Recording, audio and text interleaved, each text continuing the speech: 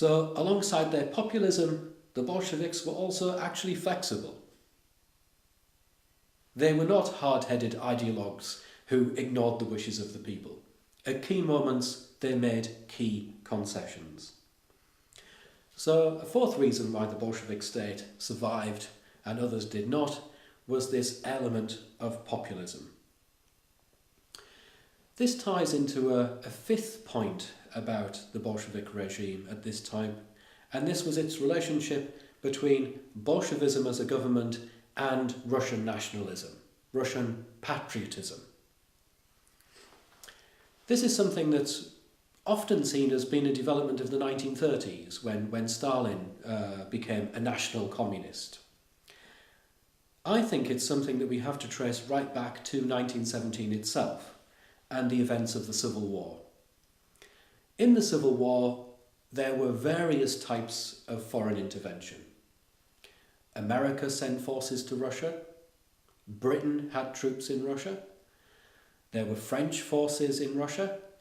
And in the Far East, Japanese troops were also hoping to take advantage of the disintegration of the Tsarist state by making territorial advances across the Russian Empire. So at this time, for many people, the survival of the Bolshevik state was not seen as the survival of socialism, an important attempt at communism. It was seen as the only way to preserve the integrity of the Russian Empire. This absolutely crucial entity that was central to their identity as Russians.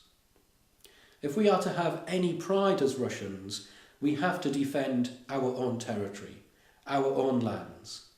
We have to have an integral Russia. And this was why, when we look at the command of the Red Army, the expertise in winning the battles against the Whites and the Greens and the various types of opposition to this regime was often headed by generals from the old Tsarist army. As much as 33% of the Bolshevik Red Command was actually old Tsarist officers. Now, why would these people, why would these monarchists, these autocrats, give their expertise, their time, their loyalty, their devotion to Bolshevism? It was because Bolshevism was seen as the means to preserve the empire. So Bolshevism became patriotic. And that's a fifth reason why the Bolshevik regime survived at this time. In the last few points, I've really been emphasising the strengths of Bolshevism, the attraction of Bolshevism, the determination of Bolshevism. A sixth point that we have to take into account is the opposition and the weakness of the opposition. And the lack, in a sense, of coherent opposition. Perhaps one of the biggest threats to Bolshevism and its survival would come from the successors to the Tsar. That people might think, yes, the Tsar was a bit of a bumbler, yes, we didn't particularly like the Tsar, but things were certainly better under the Tsar than under these damn Bolsheviks. But there could be no Tsarist movement because they lacked a Tsar. That the Bolsheviks took the very sensible step, or the very harsh step, of executing the Tsar and his family. So Tsarism was left without a Tsar. The liberal opposition, the liberal bourgeoisie, there was a possibility there as an alternative to Bolshevism through the Constituent Assembly. This was elected on a mass basis, a very popular basis, through the winter of 1917, and the Constituent Assembly met in the January of 1918. Here surely was the institution of the Russian Revolution that represented the true voice of the people, and yet when the Bolsheviks closed it down after only 2 days, nobody rallied to its defence. There was no mass movement that emerged in support of the Constituent Assembly. Now, this may tell us something about the lack of a civil society in Russia, the lack of a firm base for liberalism in Russia. But it certainly shows the weakness of the Constituent Assembly as an alternative government to Bolshevism. Then we have the white generals, those generals who didn't support the Bolsheviks, who tried to overthrow the Bolsheviks. Well, what a collection of characters we have there. Kornilov. People divided by ambition, divided by outlook, divided by geography, and divided by resources. The final strain of opposition were the so-called Greens, the anarchists in the Ukraine, Nestor Makhno. They survived very much hand to mouth. They survived in villages, pockets across the Ukraine. They were an annoyance for the longest time, but they never coalesced into a coherent force to seriously threaten Bolshevik control of the Ukraine. So, a sixth factor, undoubtedly, in why the Bolsheviks were able to survive was the division of opposition, the weakness of opposition, the lack of any obvious strength behind any of this opposition. I think one of the reasons why the Allied forces left Russia in the finish was not only the exhaustion of the soldiers after the demands of the First World War, it was also because the Allies actually never found anybody to unite with against the Bolsheviks. They had no reliable single figure that they could say, yes, this is the person we'll give our money to. Yes, this is the person we'll send resources to in terms of armaments, clothes for soldiers, food for soldiers, and so on and so forth. That this was not an absent opposition, but an incredibly weak opposition, and it helps to understand why Bolshevism survived. A seventh reason, and I think reinforcing the weakness of the opposition, is the reality of Russia at this time. And one of the realities is an absence of pluralism. It was in fact incredibly difficult in Russian conditions to try and organise an opposition to this regime. How do we act politically? If we are unhappy with the government, if we try and overthrow a regime, how do we try and build a mass movement in opposition to it? How do we try and get people to come together?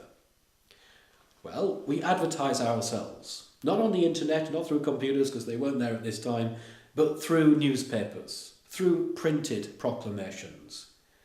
We try and organise meetings in factories or in halls or in churches or wherever it might be. We try and get people together physically. But if you don't have a printing press, then you can't print proclamations, you can't print newspapers. If the churches and halls are closed down, then you can't hold meetings. So it was the absence of these very, very basic opportunities for the opposition. The lack of any opposition press, a free press, printing presses that various political viewpoints could have access to equally. That means that the Bolsheviks survive, precisely because any new forms of opposition cannot generate themselves support from below. And here the Bolsheviks very cleverly target key institutions. I'd argue that one of the last forms of elections in Russia at this time are in the Soviets, those popular institutions of the revolution of 1917. In 1917, they hold elections continuously. Factories are always recalling delegates, sending new delegates. They're in a constant state of change. They're absolutely marvellous as institutions of living democracy. What happens increasingly through 1918, 1919, 1920, 1921 is the closing down of those opportunities for electoral contests. The Soviets become institutions of one-party control. So it is the wiping out of pluralism, the extinguishment of the opportunities for pluralistic political activity, that really undermine any new attempts to build opposition to the Bolshevik government. This is absolutely key, I would argue, in how the Bolsheviks retain power. An eighth and final reason why this Bolshevism survives is Russia. Think of the reality of Russia. This absolutely vast land with borders across Europe, borders across Asia, the terrain of this land, from the freezing cold to the boiling hot, to landlocked areas, to rivers, to seas. It is incredibly difficult to control Russia. It is incredibly difficult to invade Russia. That Russia, in a sense, is so important as a country in Europe, and yet it's also so far away. It is so different. If the international community were going to really remove Bolshevism at this time, it would have taken a massive and concerted effort. This was something that no coalition of powers was willing to contemplate. For all its importance and for all its connectedness, Russia is in fact incredibly isolated. The Germans tried it in the First World War and failed. They lost the First World War on the Eastern Front. The Germans tried it in the Second World War, and they lost the Second World War on the Eastern Front. And it's precisely because Russia is so difficult to take as a country. So what these Bolsheviks did is they moved in themselves and they moved in themselves and they protected their heartland and they prodded people out of that heartland and nobody could take that heartland. It was the very isolation of Russia, the very isolation of Bolshevism, that meant it was able to survive as a regime. So, survive it did, consolidated itself it did. It met the key Lenin question about politics. Who has power over whom? Which end of the gun am I at? Am I shooting you, or are you shooting me? Bolshevism managed to shoot sufficient people. It managed to make sufficient concessions. It managed to organise itself. It managed to be efficient enough at power to retain power. The question ultimately, though, is, was it worth it? Because in 1924, when they surveyed these lands, did they feel secure in power? Answer, no. And why not? Because the working class had largely disappeared through the Civil War. They had lost so many workers in the battles of the Civil War. Industry was incredibly run down after the First World War and the Civil War. So, did they have the correct class coalition to be in power? As Marxists, no.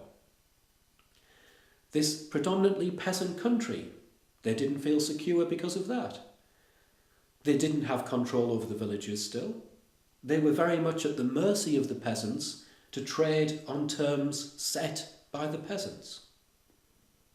And then they looked at themselves within the party and they said, we're a party of bureaucrats. We aren't a party of workers. Has the revolution in fact degenerated to the extent that it is already over? So the revolution was betrayed not by Stalin in the 1930s, but already by all of the decisions that were taken, however necessary, to retain power between 1917 and 1924. So yes, the war for power had been won, but Russia was as far away from socialism and communism as it ever had been or would ever likely to be.